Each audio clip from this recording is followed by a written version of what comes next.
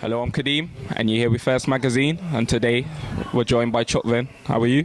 I'm fine, brother, man. How you doing, King?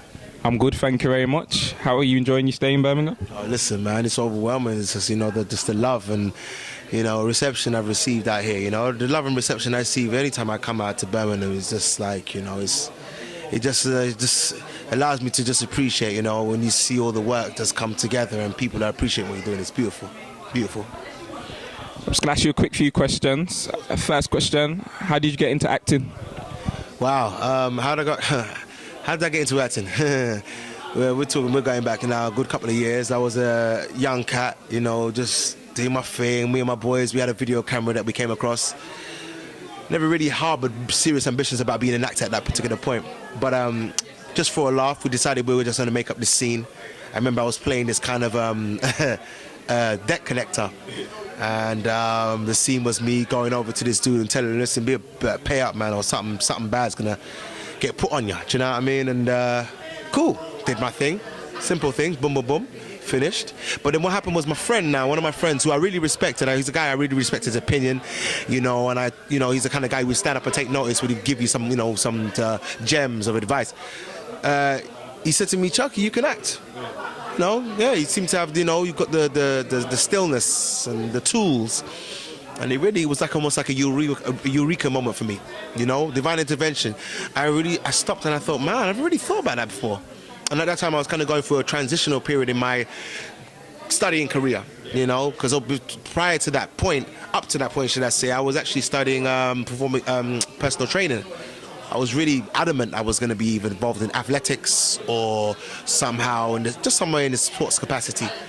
And I said, let me give it a go. If it don't work over the years, then at least I tried. So the first day I attended the class, I took to it like a duck to water. I was fulfilled spiritually, physically, and mentally. It was like, whoa. Whereas I felt before perhaps something was missing, this ticked all the boxes. And I said, that's a wrap. This is for me.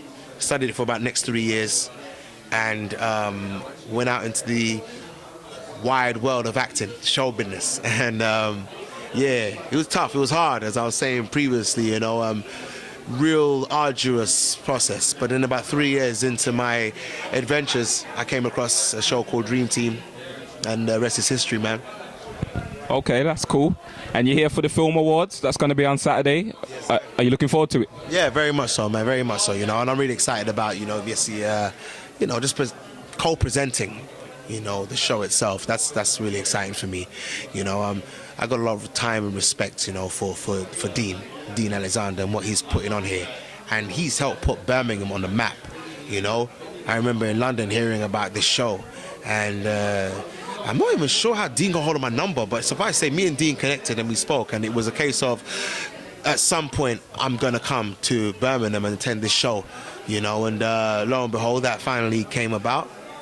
And, obviously, being a recipient of an award, which was wonderful for me, to now actually be a host, or should I say presenter, yeah, man, that kind of just comes full circle to seize the deal. It's beautiful. Okay, that's cool. In your acting career, what's been your favourite role so far?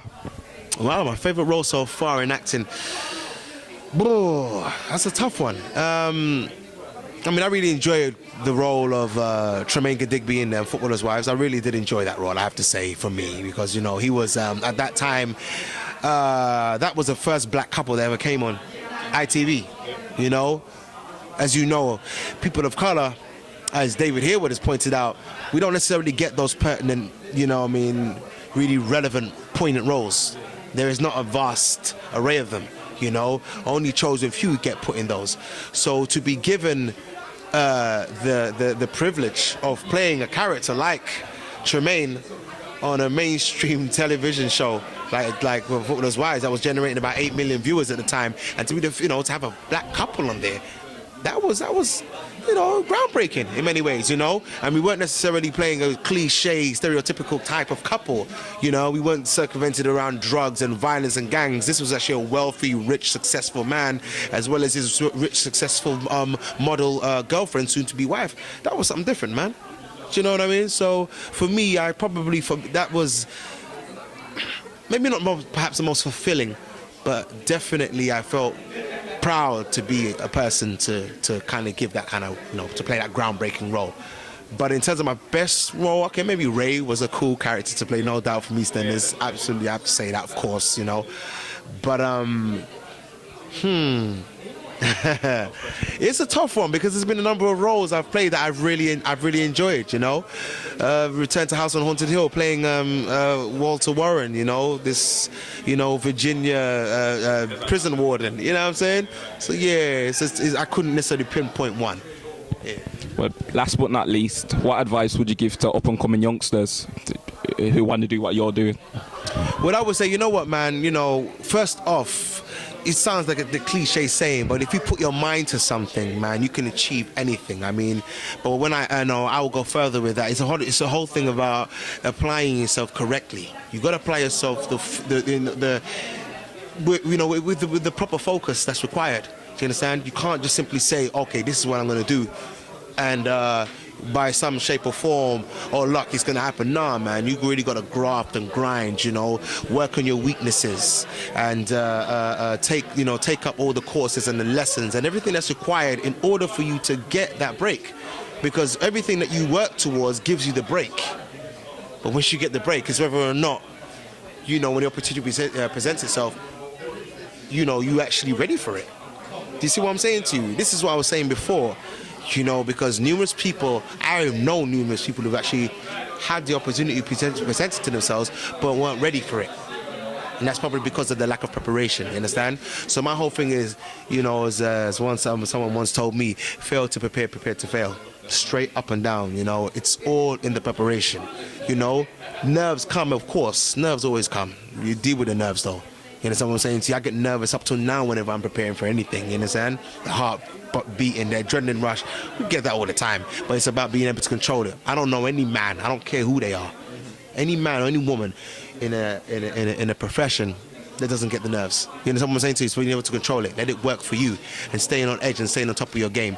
So the whole thing is just have the faith, have the faith, have the belief. And even when it seems like it's tough and it's not going to be obtainable, and people are telling you, maybe look at another vocation, look at a different career, don't hear that. You understand what I'm saying to you? A quitter never wins, a winner never quits. You feel me? So, as I said before, I'm living proof. If you put your mind to something, you can achieve it. You see what I'm saying?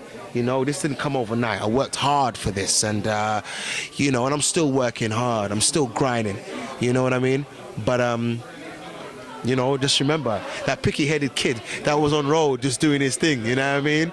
Yeah, you can become that successful dude. Cool. Thank you. It's been a pleasure to meet you. This has been me, Kadeem, and Chucky Venn for First Magazine.